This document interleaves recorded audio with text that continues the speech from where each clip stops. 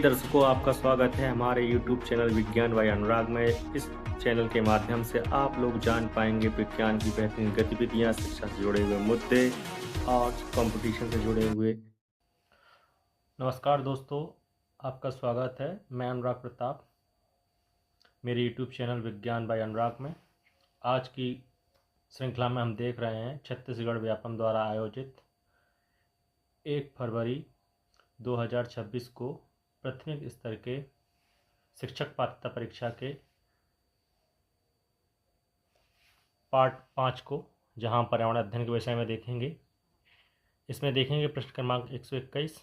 प्रश्न क्रमांक 121 में दिया गया है, विद्यालय में वृक्षारोपण गतिविधि आयोजित कराने के चरणों को क्रमबद्ध कीजिए। तो हम कैसे वृक्षारोपण करेंगे ये देखते हैं। तो सबसे पहला दिया गया पौधा लगाना, उपयुक्त स्थान का चयन करना, पौधे को पानी देना, गड्ढा खोदना। तो सबसे पहले जहाँ भी पौधा लगाना होगा तो हमको क्या करना होगा, उपयुक्त स्थान का हमें चयन करना होगा।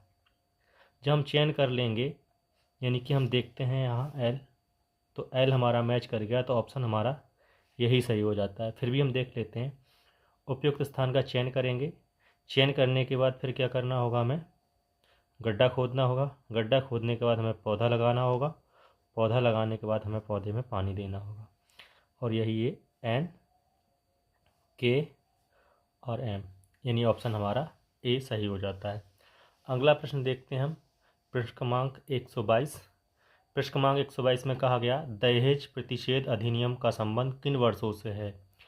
तो ड्रॉवरी प्रोहिबिशन एक्ट DPA 1961 में आया था, ठीक है, जहाँ पर प्रभावित कहा गया था कि दहेज लेना और दहेज देना पाप और अपराध है, कानूनन अपराध है, जिसके लिए सजा दी जाएगी।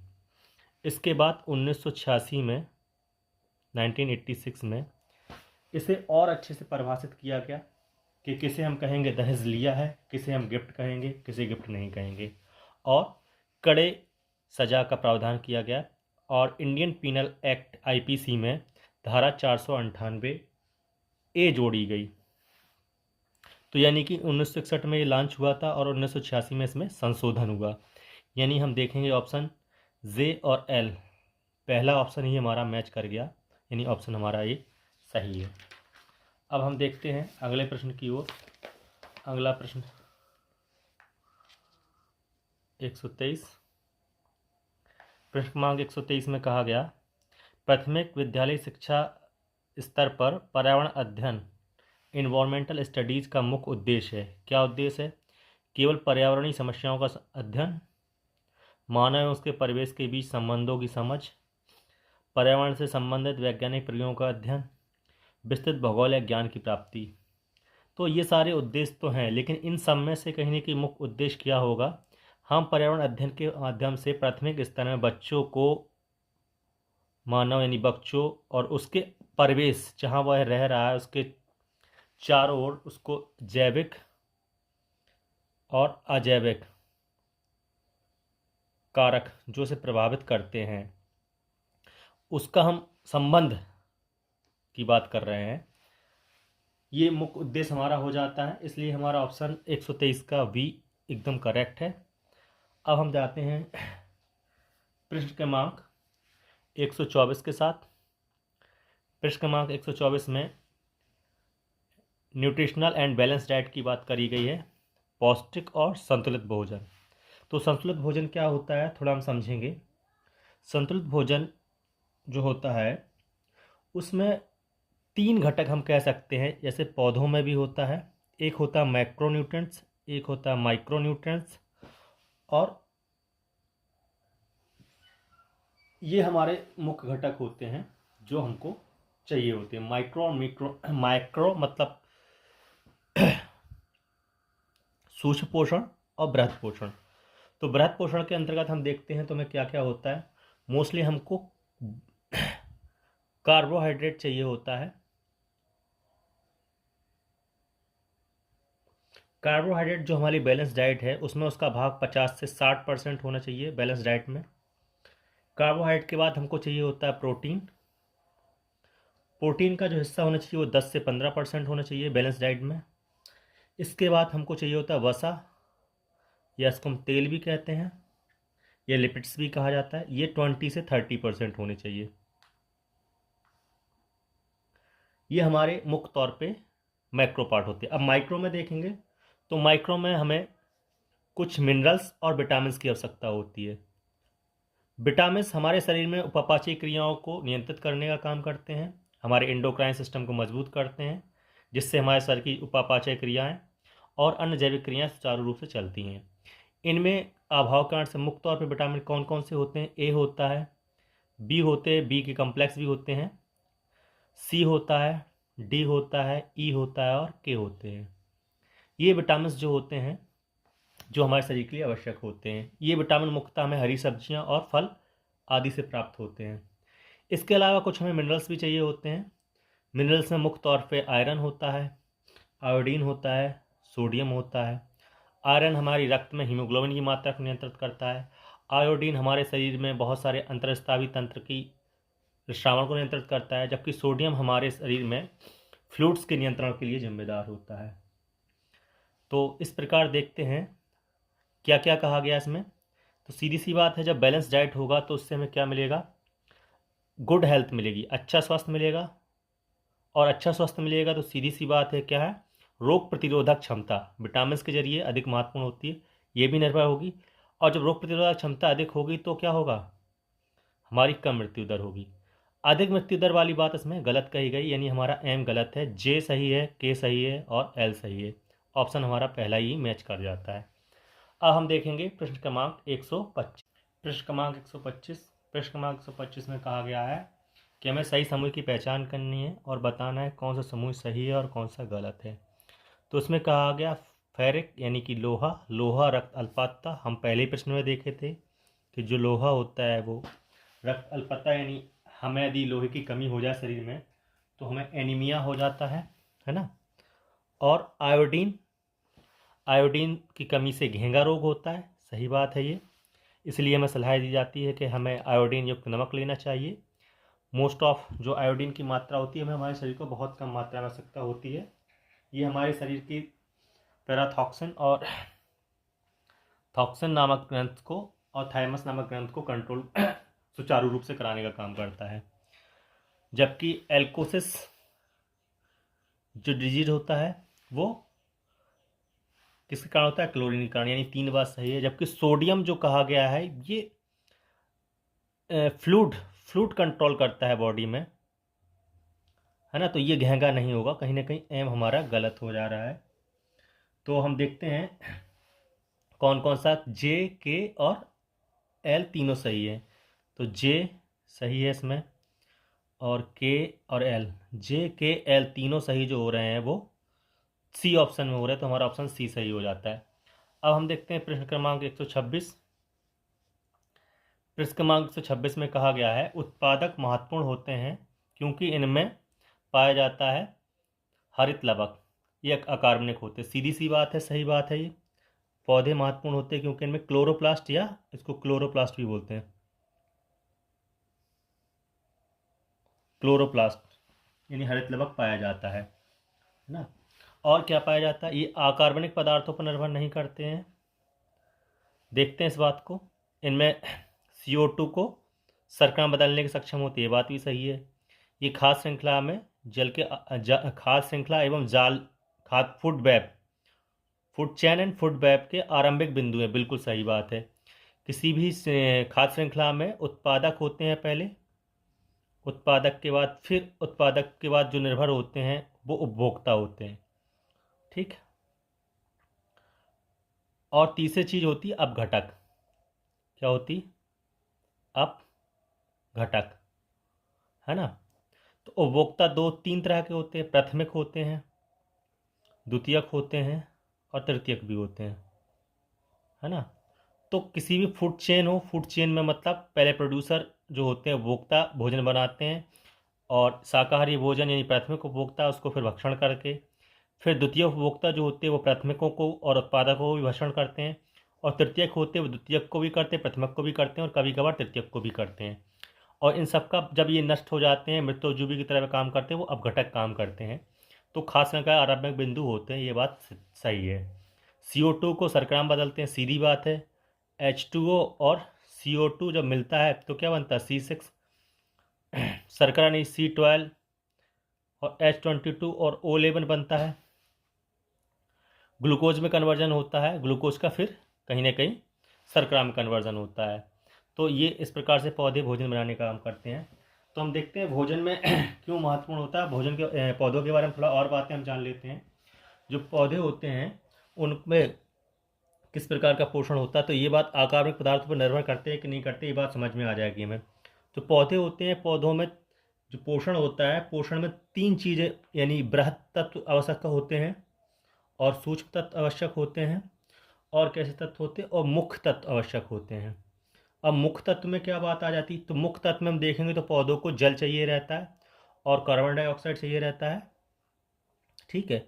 और कुछ कुछ पौधे ऑक्सीजन का भी सेवन करते हैं और O2 को भी अपने अन्य चीज़ों में इस्तेमाल करते हैं।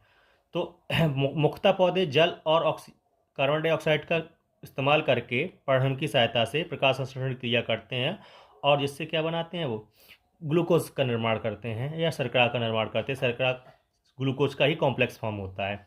तो बृहद में देखेंगे तो क्या क्या चाहिए होता है। बृहद में हम देखते हैं पौधों को मुख्य तौर पे आप लोग देखते होंगे जब फसल हम बोते हैं तो फसल में हम क्या लगाते हैं, NPK खाद लगाते हैं, कभी कभार मैन्योर, है ना, और यूरिया लगाते हैं। हालांकि ये नहीं लगाएंगे तो भी हमको ये जो पौधे उससे मृदा से और आसपास के वातावरण से ये चीज़ प्राप्त कर लेते हैं। तो देखते हैं ये सूक्ष्म पदार्थों में आता है NPK, यदि जिसको कहा जाता है। NPK से ये मुख्यतः नाइट्रोजन लेता है ना, नाइट्रेट्स और अमोनिया प्राप्त करता है ना, जबकि और कोई से पोटासियम नहीं फास्फेट का प्राप्त करता है, फास्फेट आयन के रूप का इस्तेमाल करता है -2 का, और H2PO4 का भी इस्तेमाल करता है और पोटेशियम का इस्तेमाल होता है। जबकि सूक्ष्म तत्वों में देखेंगे तो सूक्ष्म तत्वों में इसके लिए जो मुख्यता होती है वो फेरिक होता है, जिंक होता है और मैग्नीज होता है। तो पौधे इन सब चीज़ों को इस्तेमाल करते हैं। यानी अकार्बनिक पदार्थ कौन कौन से होते हैं, तो भैया जिसमें कार्बन मौजूद नहीं वो कार्बनिक होता है। तो ये अकार्बनिक पदार्थों हैं तो इनका भी ज़रूरत होती है, इन पे भी निर्भर करते हैं। जब ये नहीं होता है तो पौधों में बहुत सारे रोग हो जाती हैं, डिफिशियंसी हो जाती है, जिससे पौधे के अंदर उपापचय क्रियाएँ अधिक अच्छे से नहीं होती हैं और ये आयंस नहीं बन पाते, तो पोषण नहीं मिल पाता तो पौधे मृदा से पोषण और प्राप्त नहीं कर पाते और प्रकाश संश्लेषण क्रिया सही नहीं होती और फिर ये नहीं होता। तो ये बात कहीं ना कहीं इसमें गलत है, बाकी की J, L और M बात सही है। देखते हैं अब हमारा कौन सा, देखो तो इसमें K बात गलत है, तो यानी ये ऑप्शन भी गलत हो गया। K बात गलत यानी ये ऑप्शन भी गलत हो गया और K बात यानी ऑप्शन बचा C, जिसमें J, K, L, M की बात कही गई, यही ऑप्शन हमारा सही है ना। देखेंगे, देख पा रहे होंगे आप, ये बात गलत कही गई, ये बात सही है। अब हम देखते हैं प्रश्न क्रमांक 127।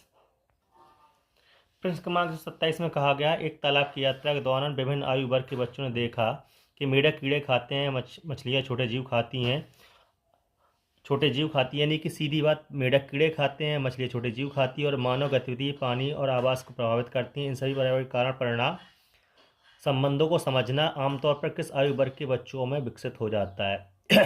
तो देखिए ये कहीं ना कहीं अभी संज्ञानात्मक विकास की बात कर रहा है। संज्ञानात्मक विकास जो जीन पियाजे द्वारा दिया गया है। जीन पियाजे में 4 स्टेजेस बताई हैं विकास की। पहला होता है संवेदी अंग, जिसको हम बोलते हैं सेंसरी मोटर ऑपरेशनल स्टेज। दूसरा बोलते हैं हम प्रिपरेटरी स्टेज और तीसरा बोलते हैं हम कॉन्क्रीट स्टेज और चौथा बोलते हैं फॉर्मल स्टेज। तो कॉन्क्रीट स्टेज यानी अमूर्त, मूर्त जो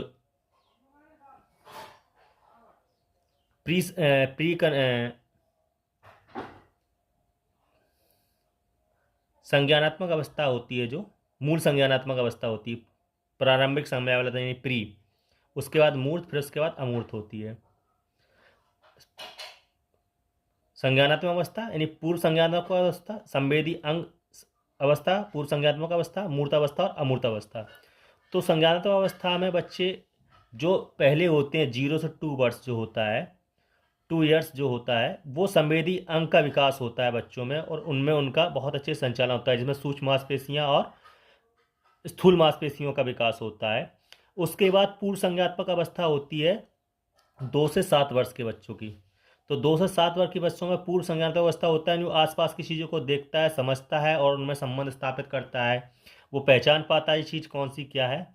तो ये बात है। इसके बाद फिर वो ठोस वस्तुओं को भी समझने लगता है कौन कौन सी है। तो जो कारण और ये लॉजिक जो डेवलप होते हैं, है ना, लॉजिक कारण कॉज का जो डेवलपमेंट होता है, पहले वो चीज़ें अवलोकन करेगा, अवलोकन के बाद फिर समझ विकसित होगी, तब तो वो तर्क करना सीखेगा और तर्क समझेगा और फिर उसमें वर्गीकरण भी कर पाएगा वो।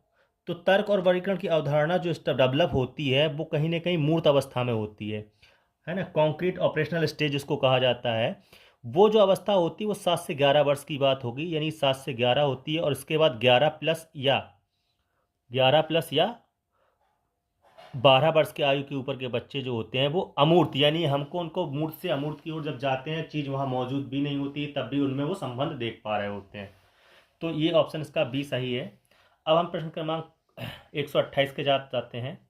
प्रश्न क्रमांक 128 में कहा गया है कि विभिन्न पर्यावरण अध्ययन के अधिगम परिणामों के अनुभवात्मक अधिगम के सिद्धांत के अनुसार बुनियादी कौशल विकास के मूल निर्माण तक सही क्रम में व्यवस्थित कीजिए।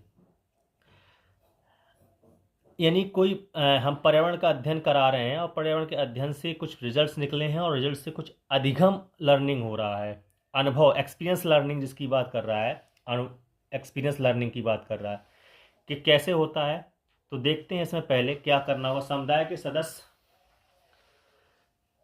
के सदस्य जो है प्राकृतिक संसाधनों को किस प्रकार प्रयोग करते हैं इसका अवलोकन करना, सीधी बात। ऑब्जर्वेशन आ गया, यानी अवलोकन, यानी पहली जो स्टेज है वो अवलोकन करेगा वो, जिसको हम ऑब्जर्वेशन कह रहे हैं, ऑब्जर्वेशन, है ना। उसके बाद ऑब्जर्वेशन करने के बाद फिर वो क्या करेगा, ऑब्जर्वेशन करने के बाद कहीं ना कहीं उसके अंदर संज्ञानात्मक विकास हो रहा होगा, है ना। अवलोकन करेगा फिर क्लासिफिकेशन का गुण आएगा, लेकिन उसके पहले अवलोकन और वस्तु में क्लासिफिकेशन करना शुरू कर देगा वो, वर्गीकरण। ये बात दूसरी बात हो गई, यानी पहली बात ये है और दूसरी बात ये हो गई। उसके बाद फिर वो क्या करता है, फिर उसकी जो संज्ञानात्मक समझ थी, पहले प्री स्टेज थी जी, अब उसकी संज्ञानात्मक समझ बन चुकी है। जब संज्ञानात्मक समझ बन चुकी है तो अब वो क्या कर पाएगा कि उसमें तर्क कर पाएगा और कारण को जान पाएगा, है ना। क्या जान पाएगा, कारण को जान पाएगा। तो कारण को जान पाएगा यानी कि मतलब संसाधनों का अत्यधिक उपयोग के प्रभाव पर चर्चा। प्रभाव मतलब कारण, देखो, है ना, कारण का, यानी तीसरी बात ये भी सही है। जब वो कारण को जान पाएगा तो अब वो अपना, उसके समझ पैदा होगी, संवेदनशीलता उसके अंदर, नैतिकता विकसित होगी, जिसके संरक्षण के बारे में बात कर पाएगा, तब नैतिक विकास हो पाएगा उसका, यानी ये चौथी बात है। अब जब वो नैतिकता उसके अंदर आ जाएगी तो वो अपने व्यवहार में क्या करेगा, परिवर्तन करेगा। तो ये पांचवी स्टेज हैगी और ये क्रम से कहीं ना कहीं दी गई ऑप्शन ए के साथ ही। अब हम चलते हैं अगले अगले प्रश्न पर, प्रश्न क्रमांक 129 पर। प्रश्न क्रमांक 129 कहता है कि प्राथमिक स्तर पर पर्यावरण अध्ययन में पर्यावरण के अर्थ को निम्नलिखित में से कौन सा वर्णन सबसे उपयुक्त से दर्शाता है। देखो, पर्यावरण का क्या मतलब है, मीनिंग पूछा जा रहा है, डेफिनेशन पूछी जा रही है, समझ पूछी जा रही है। प्रकृति में पाए जाने वाले पेड़ पौधे, पानी के जानवर, ठीक है, ये बात है, जानवर, ये बात तो सही है कहीं ना कहीं। हमारे चारों ओर मौजूद सभी सजीव और निर्जीव जिनमें लोग स्थान भी शामिल है। देखो, अभी हमने उसके पहले भी चर्चा की थी, जितने हमारे चारों ओर एक बालक है ना, बालक के चारों ओर जो परिवेश है, उस परिवेश में जैविक, अजैविक और अन्य कारक हैं, चाहे सामाजिक हों, भौगोलिक हों, इन सब का अध्ययन, है ना, इन सभी विषयों, इन सभी चीज़ों का अध्ययन वो किस में करता है, ईवीएस में करता है, पर्यावरण अध्ययन में करता है। किस में करता है वो, पर्यावरण अध्ययन में करता है। ये बालक है, बालक के चारों ओर अलग अलग चीज़ें हो सकती हैं, है ना, विज्ञान हो सकता है, राजनीति होती, समाज हो सकता है, मानव हो सकता है, जीव हो सकते हैं, निर्जीव हो सकती हैं, वस्तुएं होती हैं, ठोस वस्तु हो सकती हैं, धारणाएं हो सकती हैं। तो ये कहीं ना कहीं सब क्या है, उसको आसपास परिवेश में मौजूद है, यानी कि परिवेश में सजीव और निर्जीव दोनों तरह की वस्तुओं का अध्ययन कहाँ करता है। तो ये बात ज़्यादा कहीं ना कहीं सटीक हो गई है। मौसम और ऋतुओं में होने वाले परिवर्तन, तो ये बात तो अपने आपस में इंक्लूड है। घर से दूर मौसम और घर से दूर स्थित जैसे जंगल और रेगिस्तान स्थान, है ना, तो ये बात भी कहीं ना कहीं उसके परिवेश में स्थापित हो जाएगी। ये बात भी तो उसमें, तो यानी ये जो परिभाषा ऑप्शन बी जो निकल के आ रहा है, ऑप्शन बी इनको अपने आप में समाये थे, इनका सब क्वालिफिकेशन है, तो सबसे सटीक उत्तर जो हो जाएगा वो बी है। वैसे सारे उत्तर अपने आप में सही है, लेकिन इन सबका उत्तर जो देता है वो बी देता है, इसलिए हमारे प्रश्न क्रमांक 129 का सही उत्तर जो हो जाता है वो बी हो जाता है, जिसमें कहा गया है कि हमारे चारों ओर मौजूद सभी सजीव और निर्जीव वस्तुएं जिसमें लोग और स्थान भी शामिल हैं, इसका अध्ययन ही हमारा प्राथमिक स्तर पर पर्यावरण अध्ययन का अर्थ है। अब हम देखते हैं प्रश्न क्रमांक 130 के साथ। प्रश्न क्रमांक 130 कह रहा है कि वयस्क या समाज द्वारा बच्चों को पढ़ने वाले निम्नलिखित प्रभावों को जटिलता के आरोही क्रम में, यानी बढ़ते ऑर्डर में लगाना है, क्रम व्यवस्थित कीजिए। सबसे सरल संपर्क से लेकर सबसे अधिक चिंतनशील प्रभाव पे बात करना है, यानी हमें सरल से अधिक तक चलना है। तो देखते हैं इनमें से कौन सा सबसे सरल है। वयस्कों द्वारा बुनियादी पर्यावरण अनुकूलन व्यवहार का उदाहरण प्रस्तुत करना है ना। फिर उसके बाद वयस्कों द्वारा सरल नियम बताना, ठीक है। वयस्कों द्वारा प्रकृति से जुड़ी कहानियाँ और परंपराएं, संस्कृति, प्रथाएं साझा करना। वयस्कों द्वारा बच्चों के पर्यावरणीय स्थितियों की तुलना करना के लिए प्रेरित करना है। वयस्कों द्वारा मानव संस्कृति संबंधों पर चिंतनशील चर्चा में बच्चों को शामिल करना। ठीक है, देखते हैं इनमें से कौन सा है। तो सबसे सरल बात जो होगी, हम सरलता में दैनिक जीवन में देखते हैं कि बच्चे जब पानी को बर्बाद करते हैं या पानी के साथ कर रहे होते तो हम सीधी सीधी बात, पहले एक आदर्श व्यवहार, आइडियल वयस्क जो है, वयस्क बच्चों से क्या देखता है, एक आइडियल व्यवहार सीखता है। पहले वो उसका आत्मीकरण करता है। बच्चा उसके माँ बाप या उसके आसपास परिवेश में जो चीज़ें होता है उनको वो प्रतिलिपि करने का काम करता है, कॉपी करने का काम करता है, इमिटेशन करने का काम करता है, आत्मसात करता है बाद में। तो सबसे पहली बात है कि वो पहले क्या करेगा, आदर्श व्यवहार जो होगा उसका जो क्या होगा, आदर्श व्यवहार होगा, उसको क्या क्या करेगा, इमिटेशन करेगा, आत्मीकरण करेगा। तो हमें ये सबसे पहली बात तो यही होती है, फर्स्ट, है ना। आत्मीकरण करने के बाद अब जब उसको आत्मीकरण कर लेगा तो फिर आत्मीकरण से वो कुछ ना कुछ चीज़ें हम समझ जाएगा। जैसे कहेंगे कि ये चीज़ गलत होती है, किसी को हमने कहा कि बच्चा किसी को डंडा मार रहा है तो हम कहेंगे नहीं, ये डंडा मारना गलत है। कभी कभार देखते हैं कि हमें माँ बाप का पैर छुओ, हम बच्चों से कहते हैं, तो माता पिता का जब पैर छूता है तो वो एक सरल नियम समझने लगता है कि हाँ भाई एक ऐसा नियम है। कभी कभार बच्चा किसी जलते हुए दीपक के पास जाता है और वो उसको टच करता है तो जल जाता है, तो उसको पता है कि हानि पहुंचती इससे, तो उसके दिमाग में एक सरल नियम बन जाता है कि भाई इसको छुएंगे तो गड़बड़ हो जाएगी, तो इसको मना किया था माँ बाप ने छूने के लिए। वो ऐसी फिर जब वो आगे चल के हम उसको बताते हैं कि कचरा डस्टबिन में डालो, तो उसके लिए भी एक ये चीज़ कैसे काम करती है, एक सरल नियम की तरह काम करती है। कैसे नियम के लिए काम करती है, साधारण नियम, यानी सरल नियम, साधारण नियम का वो अनुसरण करने लगता है बिना उसमें बदलाव के, है ना, बिना किसी बदलाव के वो स्वीकार कर लेता है, तो साधारण नियम समझता है वो। इसके बाद फिर क्या होता है, साधारण नियम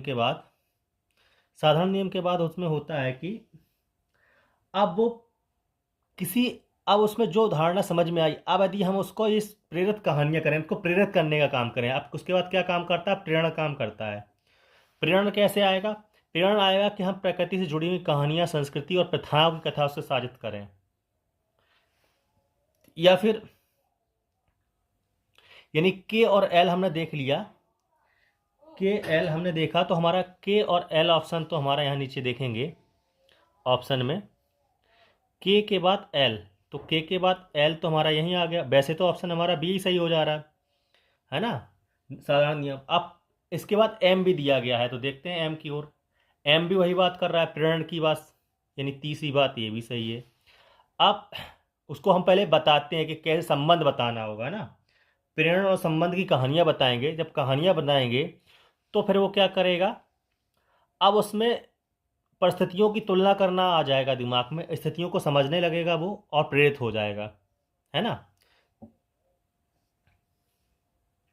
एम, एन के बाद एन, चौथा। अब सीधे सीधी बात बची, कौन सा, पांचवा, वयस्क द्वारा मानव प्रति संबंधों पर चिंतनशील चर्चा। तो चिंतनशील चर्चा भी बच्चों में कहीं ना कहीं ये चीज़ उनमें पर्यावरण के प्रति जागरूकता पैदा करती है, समझ पैदा करती है। इस प्रकार दिए गए प्रश्न का उत्तर जो है वो हमारा बी एकदम सटीक और सही हो जाता है ओ के साथ। अब हम देखते हैं प्रश्न क्रमांक 131, इसमें क्या कहा गया है। प्रश्न क्रमांक 131 में कहीं ना कहीं ये हमको इतिहास और सामाजिक समकालीन समसामयिक घटना आदि के बारे में जानना चाह रहा है।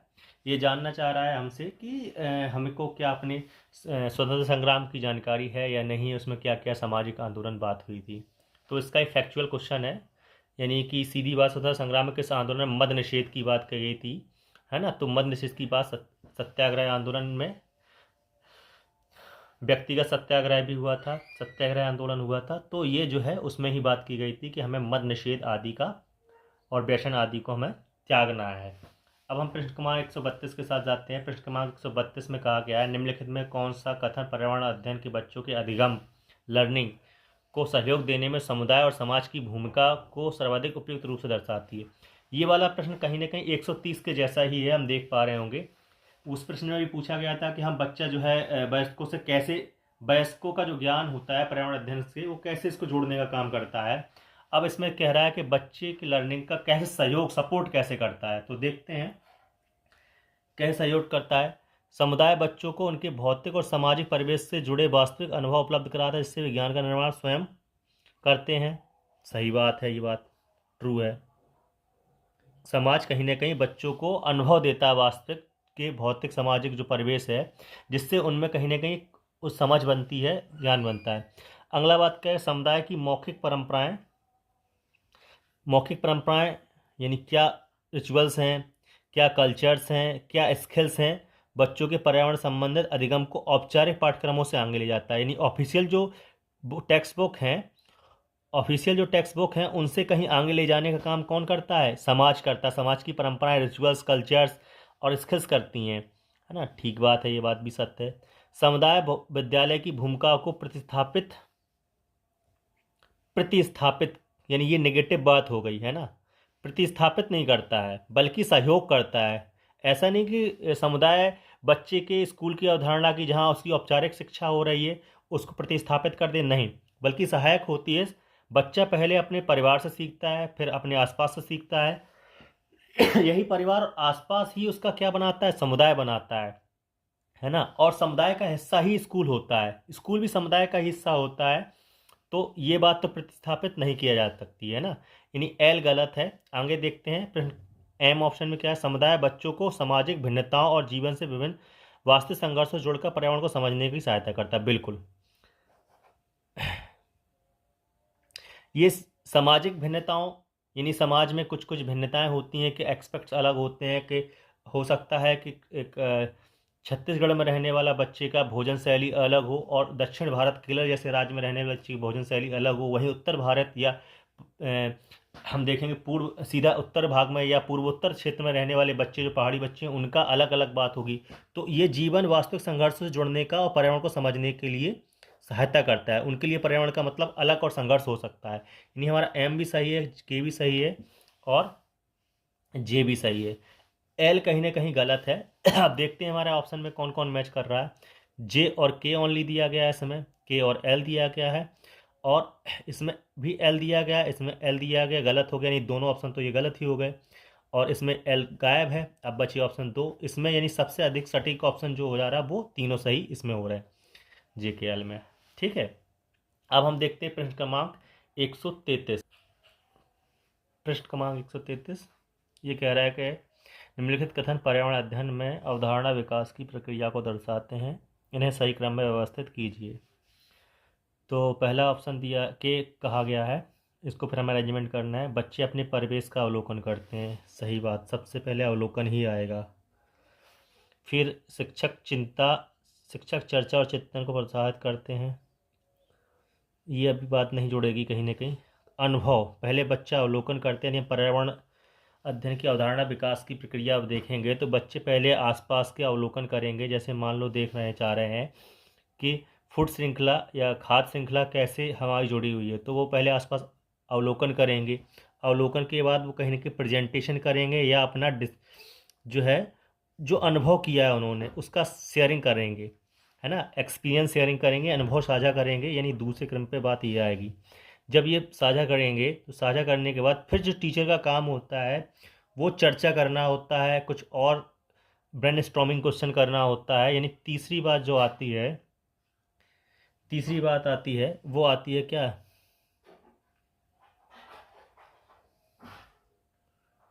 यानी पहले के और एम हम देख लेते हैं, के और एम कहाँ पे मैच कर रहा है हमारा, के और एम हमारा मैच कर गया, तो ऑप्शन तो हमारा डी यहीं सही हो गया, अगले क्रम अपने आप मिल जाएंगे। तो सीधी सी बात तीसरे क्रम में फिर क्या आएगा, चिंतन, चर्चा और चिंतन, डिस्कशन एंड रिफ्लेक्शन, है ना। टीचर डिस्कशन करेगा, फिर वो अपना रिफ्लेक्शंस कुछ देगा उनके बारे में ना। इसके बाद क्या होगा, उसके पास उसका कंसेप्ट समझ में आ रहा होगा, कंसेप्ट का निर्माण हो गया होगा। जब कंसेप्ट का निर्माण हो रहा होगा तो फिर वो उसका एप्लीकेशन कर देगा, इम्प्लीमेंटेशन कर देगा दैनिक जीवन में, है ना। तो ये पांचवी बात हो गई, और ये कहीं ना कहीं ऑप्शन डी के साथ पूरी तरह से मैच हो जाती। अब अगला प्रश्न देखते हैं, प्रश्न क्रमांक 134। प्रश्न क्रमांक 134 में कहा गया आहार नाल का सही पथ क्या है, right track of alimentary canal. Alimentary canal मतलब हम भोजन, जहाँ से हमारा भोजन किस रास्ते से जाता है, भोजन का सही रास्ता पूछ रहा है, पाचन तंत्र का क्रम पूछ रहा है कहीं ना कहीं।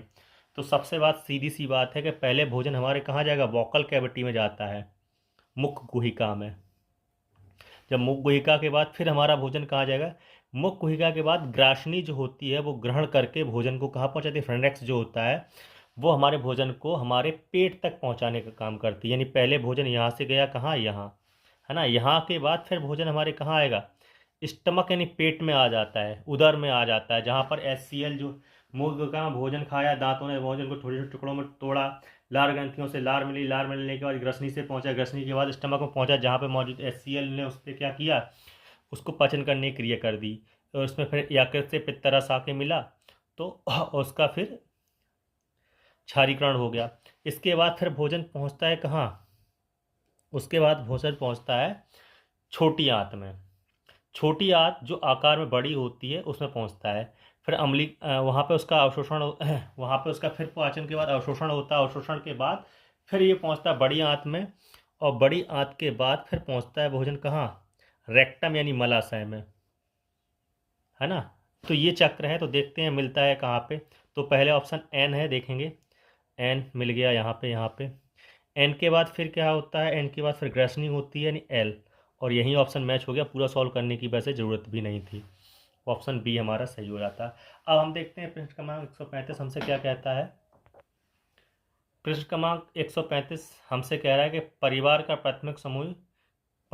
प्राथमिक समूह प्राइमरी ग्रुप किस विद्वान ने कहा। तो ये यूएस के महान वैज्ञानिक समाजशास्त्री थे, जिनका नाम था चार्ल्स कूले। क्या नाम था, चार्ल्स कूले। चार्ल्स कूले थे, उन्होंने क्या बताया था कि जो कोई बालक होता है, बालक के लिए उसका जो परिवार होता है वो प्राथमिक ग्रुप होता है, फिर उसका आस पड़ोस, फिर स्कूल, है ना। इस प्रकार से रिश्तेदार प्राथमिक समूह जो होता है उसका फैमिली होता है, क्या होता है, फैमिली होता है। तो फैक्चुअल क्वेश्चन था, ऑप्शन सी इसका सही आंसर है। अब अगले प्रश्न के क्रमांक 136 की ओर जाते हैं। हाइपोनेट्रीमिया, क्या कहा गया, हाइपो, दो शब्द होते हैं, एक होता है हाइपो, एक होता है हाइपर। तो हाइपर का मतलब होता है अधिक, और हाइपो का मतलब होता है कमी, है ना। तो किस पदार्थ की कमी से हाइपोनेट्रीमिया किसे कहा जाएगा, नेट्रियम, यानी नेट्रियम जो है सोडियम का लैटिन नाम नेट्रियम है, उसी से कहीं ना कहीं ये बना हाइड्रोनेट्रीमिया, यानी सोडियम की कमी से हाइपोनेट्रीमिया होता है। हाइपोनेट्रीमिया क्या होता है, हाइड्रोनेट्रीमिया में ये होता है कि सोडियम के लेवल्स कम हो जाते हैं। सोडियम के लेवल्स कम हो जाते हैं, तो सोडियम के लेवल कम होने से वाटर, बॉडी में वाटर की वैल्यू क्या हो जाती है, बढ़ जाती है, और शरीर में सूजन आ जाती है, स्वेलिंग आने लगती है। और ये फिर क्या करता है, ये एक दूसरे को प्रभावित करते हैं सीधे सीधे। जैसा अधिक वाटर लेवल बढ़ेगा उतना ही इसकी सांद्रता सोडियम की कैसी होती जाएगी, कम होती जाएगी, और सोडियम की सांद्रता कम होती जाएगी तो सोडियम चूंकि हमारे हार्ट रेट और ब्लड प्रेशर को कंट्रोल करता है, तो हमें क्या हो जाएगा, लो बीपी होने लगेगा, चक्कर आने लगेगा, बेहोशी आने लगेगी। तो ये हाइपोनेट्रीमिया किसके कारण होता है, सोडियम के कारण। जबकि आयरन से क्या होता है, रक्त अल्पता होती है। कैल्शियम की कमी से क्या होता है, कैल्शियम की कमी से हमारे हड्डियाँ कमज़ोर हो जाती हैं, है ना। अधिकता से भी कई सारे विकार उत्पन्न होते, जिंक से हमारी कहीं ना कहीं वृद्धि रुक जाती है। तो अभी हाइपोनेट्रीमिया पूछा गया तो वो सोडियम से संबंधित है। अब प्रश्न क्रमांक 137 देखते हैं। प्रश्न क्रमांक 137 में कहा गया है, एक ईवीएस शिक्षक स्पष्ट करते हैं कि यद्यपि जनवरी महीने में सूर्य पृथ्वी के निकट होता है फिर उत्तरी गोलार्ध में शीत ऋतु रहती है, इस घटना से सबसे सटीक व्याख्या कौन सा कारक करता है। तो इस घटना में बताया जाना चाह रहा है कि ऐसा क्यों होता है, जनवरी महीने में पृथ्वी सूर्य के सबसे निकट होती है फिर भी उत्तरी गोलार्ध में शीत ऋतु रहती है। तो इसका कारण कहीं ना कहीं क्या है, पृथ्वी का जो मौसम है वो किससे होता है, पृथ्वी का झुकाव से। पृथ्वी जो है वो एक एंगल से झुकी हुई है अपने अक्ष पे, वो अपने अक्ष पे कितने 23.5 डिग्री पे झुकी हुई है, जिस कारण से जो पड़ने वाले सूर्य की मात्रा है वो निर्भर करती है। जबकि सूर्य के एपिहीलियन और पेरिहीलियन की जो घटना है वो कुछ समय तक रहती है, जबकि कौन जो निर्धारित करेगा कि सूर्य कितने देर तक कहाँ रहेगी। तो इससे होगा किस स्थिति में किस हिस्से पर कितना अधिक सूर्य पड़ रहा है, कितनी सूर्य की मात्रा प्रकाश की मात्रा पड़ रही है, उससे तय होता है कि वहाँ पे मौसम कैसा होगा और दशाएं कैसी होगी, जलवायु कैसी होगी। तो ये कहाँ झुकाव पर निर्भर करता है ना। बाकी चीज़ें इतनी महत्वपूर्ण नहीं थी। अब हम देखते हैं प्रश्न क्रमांक 38। प्रश्न क्रमांक 138, इसमें बात कही जा रही है कि निम्नलिखित मूल्यांकन यानी असेसमेंट की बात कर रही है। असेसमेंट में विधियों का प्रत्यक्ष अवलोकन से लेकर यानी डायरेक्ट ऑब्जर्वेशन से लेकर उसका डीप एटीट्यूडनल प्रॉबिंग, मतलब उसकी हम अभिव्यक्ति इंटरेस्ट को और जानने गहराई में जानने के लिए कर रहे हैं। तो हम क्या करेंगे, उसका क्या करेंगे, सबसे पहले होता है स्वस्फूर्त व्यवहारों का अवलोकन करना, है ना, अपने आप होने वाले व्यवहारों का अवलोकन करना। सही बात है, पहले क्रम में यही होनी चाहिए। दूसरा क्या होता है, सरल चित्र आधारित अभिवृत्ति मापनी एटीट्यूडनल स्किल का उपयोग करते हुए बच्चों को जो उन्होंने देखा उसका वर्णन करवाना। अब हम कुछ प्लेइंग कार्ड्स या कुछ दे सकते हैं और उनमें चित्र रहेगा, उस चित्र में वो क्या समझ पा रहे हैं उस समझ पे आधारित बात करते हैं। तो पता चलेगा कि एक बच्चे के लिए, यदि हम मान लो एक बच्चे को एक फूल दे रहे हैं, है ना, और उसमें यदि उसकी जो है क्या इंटरेस्ट है, यदि उसका इंटरेस्ट उसकी आर्ट्स में है तो उसकी सुंदरता को समझ पा रहा होगा ज़्यादातर। यदि वो उसका गणितीय लॉजिकल है तो उसमें को सममिति यानी सिमेट्री को भी समझ पा रहा होगा वो, है ना। तो ये बात दूसरे नंबर पे आ जाएगी। तीसरे नंबर पे पूछना कि ऐसा बच्चों से फिर ये पूछना पड़ेगा कि अनुसार क्यों, उसकी चर्चा करेंगे। तो तीसरा कहीं ना कहीं ये प्रश्न सीधा सीधा उत्तर है KLMN जो क्रम से लगा हुआ है ना। फिर तर्क विचार और विश्लेषण का काम करना शुरू करते हैं। अगला प्रश्न क्रमांक देखते हैं, प्रश्न क्रमांक 139। प्रश्न क्रमांक 139 में कहा गया है, पर्यावरण शिक्षण में कौन सी गतिविधि छात्रों को जांच पड़ताल कौशल विकसित करने एवं अवधारणाओं का समग्र समझ विकसित करने में अच्छी मानी जाती है या मदद करती है। तो देखते हैं, अवधारणाओं को स्पष्ट करना तो रटाकर तो भैया कोई बात होगी नहीं। प्रयोग और जांच करना कहीं ना कहीं सही है। लंबे व्याख्यान सुनना उतने उपयोगी नहीं होते हैं जितना उपयोगी प्रयोग और जांच करना होता है, ऑब्जर्वेशन और एक्सपेरिमेंटेशन, है ना। ये भी मददगार हो सकती है लेकिन सबसे अधिक मददगार नहीं होगी, सबसे ज़्यादा मददगार होगी ये, है ना। तो हमारा उत्तर जो होता है 139 का वो बी हो जाता है। अब हम देखते हैं प्रश्न क्रमांक 140 की ओर। प्रश्न क्रमांक 140 में पूछा गया है, मैं सूची 1 को सूची 2 से मिलाना है। इसमें कुछ मेथड्स दी गई लर्निंग की, है ना, और उसके बाद क्या उसके रिजल्ट और क्या स्किल्स डेवलप होती हैं। अप्रोच यानी पेडिकोलॉजिकल अप्रोचेस दी गई हैं, अप्रोच दी गई हैं, और उसमें क्या है डेवलपमेंट, स्किल डेवलपमेंट की बात की गई है।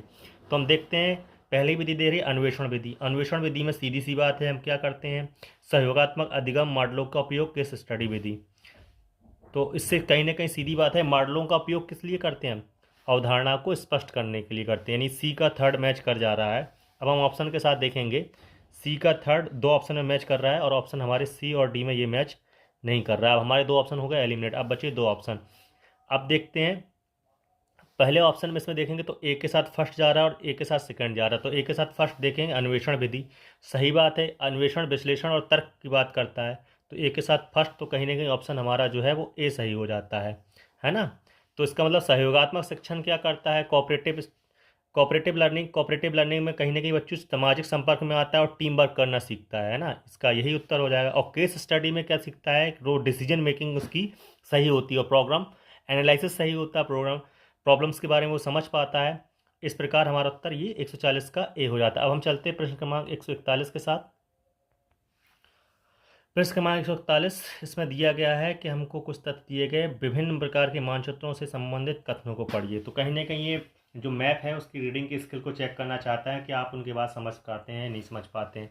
इसमें कहा गया पहला ऑप्शन जे में कहा गया है कि भौतिक मानचित्र उद्योग में वितरण या जनसंख्या घनत्व को दर्शाते हैं। ऑप्शन के राजनीतिक मानचित्र पहाड़ों, नदियों और महासागरों को। ये बात गलत है, राजनीतिक मानचित्र इसको नहीं दर्शाते हैं, बल्कि कौन सा मानचित्र दर्शाता है? भौतिक मानचित्र दर्शाता है। किस बात को? भौतिक मानचित्र दर्शाता है पहाड़ों, नदियों और महासागरों जैसी प्राकृतिक विशेषताओं दर्शाते हैं। और विषयगत मानचित्र जो होते हैं जिनको कह रहा है थेमेटिक, वो क्या दर्शाते हैं? थेमेटिक मानचित्र यानी विषयगत मानचित्र जलवायु, सही बात है, वर्षा, सही बात है, पर्यावरण नेटवर्क आदि को दर्शाता है। ये बात सही है ना। अगला देखता है एक प्लान बड़े क्षेत्र के लघु पैमाने पर बनाया गया चित्र होता है। ये बात भी कहीं ना कहीं अब हम देखते हैं विषय थेमेटिक जो होते हैं वो थेमेटिक क्लाइमेट, वर्षा, परिवहन नेटवर्क जैसे किसी विशेष विषय से संबंधित जानकारी प्रस्तुत करते हैं। ये बात तो सही है। प्लान एक बड़े क्षेत्र का लघु पैमाने पर बनाया गया चित्र होता है। एम बी कहीं ना कहीं हमारा प्लान जो होता है वो स्मॉल एरिया होता है। ठीक है, एक प्लान एक बड़े क्षेत्र का एक लघु पैमाने पर बनाया गया चित्र होता है। नहीं, ये बात भी सही है। देखते हैं, अभी हम इस बात को पहले समझ लेते हैं। फिजिकल्स जो होता है, फिजिकल मैप क्या बताता है आपको? फिजिकल मैप बताता है आपको माउंटेन यानी पहाड़, नदियां, जबकि राजनीतिक मानचित्र जो होता है वो क्या बताता है आपको? सीमाएं बताता है, बाउंड्रीज बताता है, कौन सी देश की सीमाएं कहाँ है, कौन सा राज्य है, क्या उसकी कैपिटल है, क्या विशेषता, ये बताता है ना। तो इस किस्म में, इस क्रम में इसका उत्तर क्या सही होगा? और ऊपर कहा गया भौतिक मानचित्र उद्योगों के वितरण और जनसंख्या घनत्व को दर्शाता है। ये बात गलत है, भौतिक नहीं बल्कि जो है ये जो है इंडस्ट्रियल औद्योगिक मानचित्र जो होता है वो बताता है कि क्या जनसंख्या, क्या वितरण है। या उसी को हम कह सकते हैं ये जो हमारा होता है ये थेमेटिक में भी आ सकता है। तो ये बात भी हमारी गलत हो गई, के बात भी हमारी गलत हो गई, एल बात केवल अभी तक सही थी। और एम बात को और देख लेते हैं। तो अभी हम एम बात को और देखते हैं। एम जो हमें तथ्य दिया गया उसमें का एक प्लान एक बड़े क्षेत्र का लघु पैमाने पर बनाया गया चित्र होता है। लघु पैमाने पर नहीं, बड़े पैमाना बड़ा यूज किया जाता है, एरिया कम किया जाता है। छोटे एरिया में आते हैं। कोई प्लान जो होता है, प्लान क्या करता है?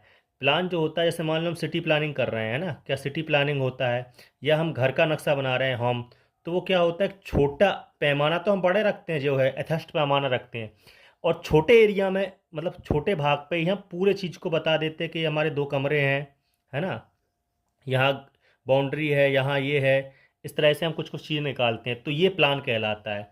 तो ये बात लघु पैमाना नहीं है, बड़े पैमाने का इस्तेमाल करते हैं। बड़े पैमाने का इस्तेमाल करते हैं, क्षेत्र लघु होता है और बड़े एरिया को दिखाता है। तो एम गलत हो गया। कहीं ना कहीं इसका आंसर केवल जो है वो ऑप्शन एल ही ओनली निकल के आ रहा है। अब हम देखेंगे प्रश्न क्रमांक 142 के साथ। प्रश्न क्रमांक 142 कह रहा है हमसे कि निर्देश कथन को, कारण को पढ़ना है, असर्टेन कथन को पढ़ना है और रीजन को पढ़ना है। असर्टेन रीजन के बीच में क्या संबंध है वो बताना है। तो पहला असर्टेन यानी कथन दिया गया है कि पुस्तकालय आधारित परियोजना लाइब्रेरी बेस्ड प्रोजेक्ट वर्क है जो पर्यावरण शिक्षा को प्रभावी ढंग से समर्थन प्रदान करता है। हाँ, कर सकता है, क्योंकि ये जो है लाइब्रेरी जो है वो करेज करेगी, बच्चों को इनकरेज करेगी कि पर्यावरण से जुड़े हुए कई सारे मुद्दों को एक्सप्लोर करने की। कैसे करने के लिए? एक्सप्लोर करेगी, वो एक्सप्लोर करने के लिए प्रोत्साहित करेगा और इनकरेज करेगा। और इन्वायरमेंट से जुड़े हुए विभिन्न वस्तु, तथ्य और घटनाओं को वो कहीं ना कहीं विभिन्न पुस्तकालय से समझ पाएगा, विषय वस्तु को समझ पाएगा। ये बात भी सही है। यह छात्रों को अनुसंधान कौशल, क्रिटिकल थिंकिंग और इन्वायरमेंटल रिस्पॉन्सिबिलिटी विकसित करने में मदद करेगा। सही बात है, तो सत्य है। और ये इसका कहीं ना कहीं सही निर्धारण दे रहा है कि जब वो कई सारे थेमेटिक, जो एनवायरनमेंट से जुड़े कई थेमेटिक अप्रोचेस हो सकती हैं, विषय वस्तु हो सकती हैं, अलग अलग देशों की, अलग अलग राज्यों की, अलग अलग घटनाओं की, उन सबको वो कहाँ एक्सप्लोर कर पाएगा? वो लाइब्रेरी बेस्ड यदि इसको हम प्रोजेक्ट देंगे तो वो कर पाएगा एक्सप्लोर। यानी असर्टेन और रीजन दोनों सत्य हैं और असर्टेन रीजन की सही व्याख्या करता है, यानी ऑप्शन हमारा ए सही हो जाएगा। अब हम चलते हैं प्रश्न क्रमांक 143 के साथ। प्रश्न क्रमांक 143 में कहा गया, हार्वेटियन पद्धति के अनुसार निम्नलिखित में से शिक्षण के चरणों को व्यवस्थित कीजिए। तो हार्वेटियन सिस्टम है, उसमें क्या क्या है, कैसे हमें स्टडी होती है, उसके चरण क्या है, यानी टीचिंग की अप्रोच स्टेज क्या होती हैं, वो हमको बताना है ना। तो हम देखते हैं सबसे पहले इसमें क्या होता है। सबसे पहले हार्वेटियन सिस्टम कहता है कि हमें किसी विषय वस्तु या तथ्य या जानकारी घटना के बारे में बता रहे हैं तो हमें सबसे पहले उसका प्रिपरेशन करनी चाहिए कि हम किस विषय वस्तु को चुन रहे हैं, उसका चुनाव होगा, उसकी तैयारी होगी, नहीं प्रिपरेशन पहले होगा फर्स्ट। प्रिपरेशन के बाद फिर उसका क्लासरूम में क्या होता है, प्रेजेंटेशन होता है या एक मंच पे प्रस्तुतिकरण होता है या हम खुद उसका प्रस्तुतिकरण करते। प्रस्तुतिकरण करने के बाद अब हम क्या करते हैं, उसमें प्रस्तुतिकरण करने के बाद उसमें जो कंसेप्ट तथ्य दिए गए हैं उन कंसेप्ट और तथ्यों को हम जनरलाइज करने की कोशिश करते हैं, सामान्यीकरण करते हैं, यानी जो घटना व्याख्या कर रही है, मान लो कोई घटनाक्रम हम ऐसे बता रहे हैं कि हमने देखा है, इसको हम ऐसे भी साइंस के फैक्टर में जान सकते हैं, साइंटिफिक मेथड ही है कहीं ना कहीं ये, कि हमने देखा है कि सूर्य जो होता है सूर्य से प्रकाश आ रहा है और पड़ने के बाद रिफ्लेक्ट कर जा रहा है, तो कैसे रिफ्लेक्ट हो रहा है, तो कहीं ना कहीं इसके हमने देखे, पहले तथ्यों को समझा। वैज्ञानिक विधि और हार्वेटियन विधि में कोई अंतर ज़्यादा खास नहीं है, बस समझ के लिए हम देख सकते हैं, इस विधि को यहाँ अप्लाई कर रहे हैं। मान लो सूर्य है सन, उससे प्रकाश आता है और यहाँ कहीं इसका फोकस हो रहा है किसी दीवार पर, है ना। तो हम देख रहे हैं, तो सबसे पहले क्या करना है, हमने विषय चूज़ किया, विषय चूज़ करने के बाद हमने उसका प्रेजेंटेशन किया। अब इस प्रेजेंटेशन में क्या अवधारणा, क्या संकल्पना काम कर रही है, उसका हमने क्या करेंगे, जनरलाइजेशन करेंगे। क्या उसके साथ वो अप्रोच सही मैच कर रही है कि नहीं कर रही है, जब अप्रोच मैच कर रही है तो फिर हम इसका एप्लीकेशन कर देंगे। क्या करेंगे, एप्लीकेशन कर सकते हैं। कहाँ एप्लीकेशन कर सकते हैं, मान लो हमको एप्लीकेशन करना है, हम पहाड़ी क्षेत्र हैं जहाँ पे कोई सूर्य नहीं पहुँचता, तो हम वहाँ बड़े बड़े मिरर लगा सकते हैं ताकि किसी एक नीचे तलहटी क्षेत्र में रोशनी पहुँचाई जा सके, है ना। या फिर सोलर कुकर का मॉडल हम बना सकते हैं कि हमने यहाँ पे कोई ऐसा यहाँ पे एक फोकस पॉइंट चुन लिया और जहाँ पे सूर्य प्रकाश जा रहा है और फिर ये इससे कुकर बन रहा है। तो ये कहीं ना कहीं वैज्ञानिक विधि या हार्वेटियन मेथड जो हमने कहा है वो इस तरह से। फिर उसके बाद क्या करते, पुनरावृत्ति, बच्चा समझने का काम करता है, उसी से क्या सीखा उसने। तो हम देखेंगे क्रम इनका कहाँ मैच कर रहा है। तो पहले है एम, एम यहाँ पे मैच कर जा रहा है, एम के बाद फिर एन, एम के बाद एल, एम के बाद एल, एल यानी यहाँ मैच कर रहा है, यानी ऑप्शन हमारा आगे के है ही नहीं, ऑप्शन बी हमारा ऑटो करेक्ट हो जाता है ना। अब हम देखते हैं प्रश्न क्रमांक 144 के साथ। प्रश्न क्रमांक 144 कह रहा है, ब्रह्म समाज से संबंध रखने वाले समाज सुधारक निम्न में से कौन थे। तो ये फैक्चुअल क्वेश्चन है और कहीं ना कहीं सामाजिक संगठनों की या जो हमारी भारतीय पुनर्जागरण काल है उस पुनर्जागरण काल की समझ के बारे में दर्शाता है। तो इसमें दो व्यक्ति थे, राजा राममोहन राय और चंद्रसेन जैन, केशव चंद्र सेन, है ना। दो व्यक्ति, पहला व्यक्ति ये, पहले दूसरे व्यक्ति ये, तो ये ऑप्शन कहीं ना कहीं डी मिल जाता है, ये बहुत आसान था। अब हम देखते हैं प्रश्न क्रमांक 145, 145 में कहा गया है कि विद्यालय बच्चों के दैनिक जीवन से जुड़े पर्यावरण संबंधी मुद्दे में शामिल है। क्या क्या है, क्या क्या मुद्दे हो सकते हैं, देखते हैं। पड़ोस में बढ़ता कचरा और गंदगी हो सकता है मुद्दा। स्थानीय जल आपूर्ति को प्रभावित करने वाले वर्षा पैटर्नों में परिवर्तन, ये भी हो सकता है। फिर देखते हैं, क्या प्रत्येक वर्ष नए प्रौद्योगिकी उत्पादों में बढ़ती रुचि, ये आर्थिक है और इंटरेस्टनल है, ये विद्यालय से जुड़े बच्चों का इंटरेस्ट नहीं हो सकता है, कहीं ना कहीं एल गलत हो गया। हाँ, बच्चे आसपास खेलते हैं और उनके मैदान और पौधे कीट कुत्ते का लुप्त हो जाना उन्हें थोड़ा अचंभित कर सकता है ना। जैसे दिल्ली क्षेत्र में एक समय पर जो वहाँ का राजकीय पक्षी है वो हाउस स्पैरो है, गौरैया, लेकिन आजकल वो देखने में बहुत कम मिलती है। तो बच्चे कहीं ना कहीं ये विषय उनका हो सकता है दैनिक जीवन कि वो एक समय स्कूल के आसपास बहुत गौरैया देखते थे, अब नहीं दिख रही हैं उनको, तो ये मुद्दा हो सकता है। अब प्रौद्योगिकी उत्पादों में बढ़ती हुई रुचि, इंटरेस्ट बढ़ रहा है प्रत्येक बस, ये उतना महत्वपूर्ण नहीं है बच्चों के लिए, है ना। तो देखेंगे इसका साथ ऑप्शन 145 के साथ कौन सा मैच करते। तो इसमें एल है तो ऑप्शन ये भी गलत हो गया, इसमें भी एल है, ऑप्शन ये गलत है, ऑप्शन दो बचा हुआ है जे, और इसमें जे और के ही है लेकिन एम शामिल नहीं है, एम भी महत्वपूर्ण है तो एम इसमें शामिल है, इसलिए ऑप्शन ए हमारा एकदम करेक्ट आंसर हो जाता है। अब हम देखेंगे प्रश्न क्रमांक 146। प्रश्न क्रमांक 146 जो हमसे कह रहा है वो कह रहा है कि हमें पिरामिड्स के बारे में बात कर रहा है, एज पिरामिड्स। तो देखो एज पिरामिड्स कौन कौन से होते हैं। एक पिरामिड्स होता है, पिरामिड्स और ग्राफ काफ़ी को रिलेटेड है। ग्राफ में मतलब हम कोई एक्सिस लेते हैं, ठीक है। तो पिरामिड्स का मतलब जब हम कोई कैलकुलेशन कर रहे हैं तो जो स्ट्रक्चर बन के आ रही है वो पिरामिड्स बन के आ जाएगा। तो त्रिभुजाकार पिरामिड क्या कह रहा है बात को कि कुछ ऐसा पिरामिड बनता है, इसको ट्रायंगल पिरामिड कहेंगे। तो ट्रायंगल पिरामिड क्या कर रहा है, ट्रायंगल पिरामिड किसकी बात कर रहा है, हाँ ये एज का बात करता है, एज को दिखाता है। और बेल पिरामिड, आर्न पिरामिड, बेल पिरामिड कुछ इस प्रकार से होता है, घंटीनुमा। और आर्न पिरामिड जो होता है वो नेगेटिविटी को दर्शाता है ना, वो भी कुछ इस प्रकार से होता है। अर्न पिरामिड, ये बेल पिरामिड। तो अर्न पिरामिड सूर्य आकार के कोई पिरामिड नहीं होता है। तो यानी ऑप्शन यही हमारा बी ऑप्शन सही हो जा रहा है। अब हम देखते हैं प्रश्न 147 के साथ, जिसमें सिगमंड फ्राइड के वृद्धि कर्व के बारे में बात कही गई है। तो देखते हैं सिगमंड फ्राइड का वृद्धि कर्व कैसे होता है। कोई एक्सेस है ना, दो एक्सेस पे वृद्धि कर्व में कौन कौन से घटक हैं उसके बारे में पूछना चाह रहा है वो। तो देखेंगे यहाँ, ये कोई वृद्धि कर्व होता है। इस वृद्धि कर्व में पहली चीज़ जो होती है लेग फेजेस, यानी फर्स्ट इसको हम देखेंगे यहाँ पे ये पॉइंट। तो ये पॉइंट जो बता रहा है वो लेग फेजेस की बात कर रहा है, नहीं हमारा ग्रोथ हो रहा है, पॉजिटिव की बात करता है लेग फेज को, है ना। किसकी बात करता है, लेग फेजेस की बात करता है। अब हमारा अगला बात होता है लॉन्ग फेज, यानी कि और बढ़ गया है, यहाँ से यहाँ तक देखेंगे आप, ये फेस और बढ़ गया है। तो ये कौन सा लेग था, ये पीछे था, अब ये उससे और बढ़ गया, तो यानी लॉग फेज हो गया, ये लेग हो गया, लॉग हो गया।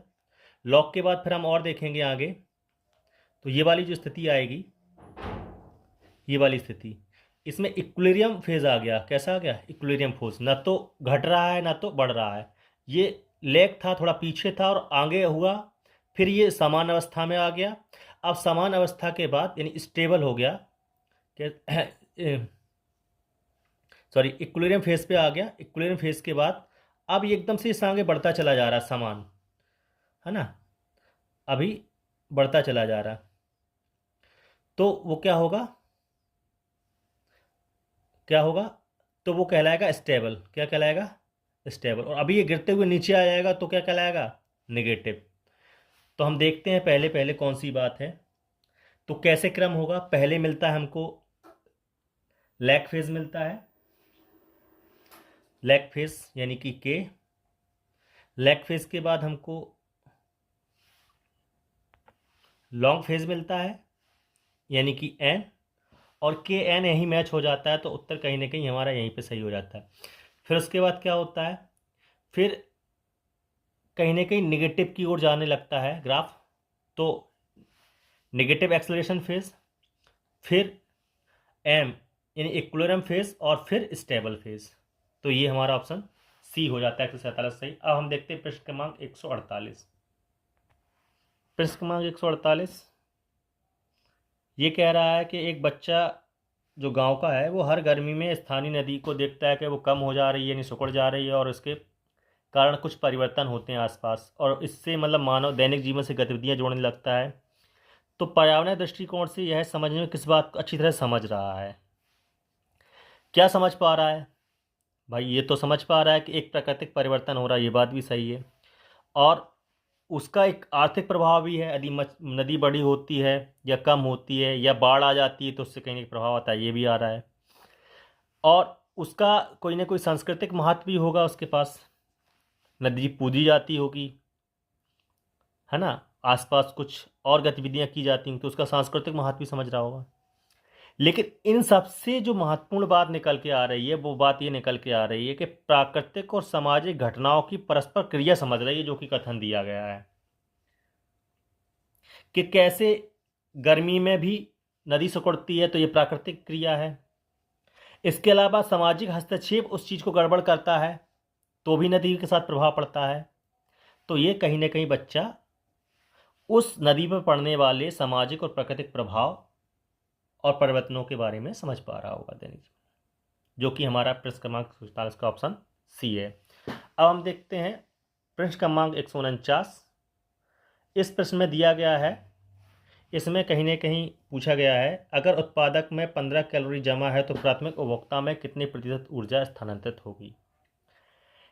लैंडमैन का रूल है कि उत्पादक जो होते हैं या कोई भी चरण होता है, उत्पादक के बाद प्राथमिक उपभोक्ता होते हैं, प्राथमिक उपभोक्ता के बाद द्वितीयक उपभोक्ता होते हैं, द्वितीय के बाद तृतीयक होते हैं। तो इनमें ऊर्जा का रूपांतरण कैसे होता है। यदि मान लो उत्पादक ने एनर्जी प्राप्त करी 100 कैलोरी, तो उत्पादक से प्राथमिक में जो एनर्जी जाती है वो इसका ओनली 10% जाएगी। मतलब इसको और भी देख सकते, यदि 100 नहीं मानना हो तो 1000 मान लो, तब फिर ये जाएगी प्राथमिक में इसका 10%, मतलब कि ओनली 100। फिर 100 का देखेंगे तो कितना जाएगा द्वितीयक में, इसका 10%, तो इसका 10% क्या होगा, ओनली 10। फिर तृतीयक में 10% कितना होगा, 10 का 0.1 कैलोरी। वही चीज़ कह रहा है कि ये 15 कैलोरी उत्पादक में है तो प्राथमिक में कितनी जाएगी, तो सीधी सी बात है, यदि ये 15 है तो इसका 10% कितना होगा, 1.5। परसेंटेज तो निकाल ही लेते, 15 का परसेंटेज, तो परसेंटेज का मतलब क्या होता है,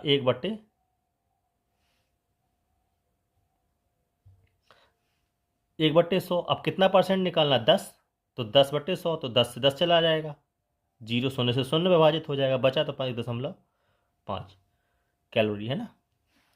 और यही इसका ऑप्शन, हमारा ऑप्शन बी एकदम सही है। अब हम देखेंगे प्रश्न क्रमांक और इस सीरीज का अंतिम प्रश्न, प्रश्न क्रमांक 150। प्रश्न क्रमांक 150 कह रहा है कि विद्यालय में पर्यावरण जागरूकता कार्यक्रम आयोजित करने के चरणों में क्रमबद्ध कीजिए। यानी इन्वायरमेंट अवेयरनेस प्रोग्राम हम कर रहे हैं, उसमें क्या क्या करेंगे आप। पहले रिफ्लेक्शन करेंगे, चिंतन करेंगे, या क्रियान्वयन करेंगे, मूल्यांकन करेंगे, योजना बनाएंगे। सीधी सी बात है, जब हम इसकी कैंपेनिंग अवेयरनेस कर रहे हैं तो हमें क्या करनी होगी, पहले प्लानिंग करनी होगी। जब प्लानिंग हो जाएगी तो फिर हमें क्या करना होगा, उसका एग्जीक्यूशन करना होगा, क्रियान्वयन करना होगा। क्या करना होगा, एग्जीक्यूशन करना होगा। जब एग्जीक्यूशन हो जाएगा उसके बाद फिर क्या होगा, एग्जीक्यूशन के बाद हमारी, अब उससे हमें क्या, एग्जीक्यूशन के बाद हमें क्या करना होगा, अब एग्जीक्यूशन के बाद हमको करना होगा रिफ्लेक्शंस। उससे हमें क्या समझ बनी, क्या परिवर्तन हुआ, क्या चिंतन पैदा हुआ, तो वो रिफ्लेक्शन हमें करना होगा। इसके बाद अब चौथा चरण होगा उसका इवैल्यूएशन, यानी प्रभाव क्या पड़ा समाज पे, कितना प्रभावी रही।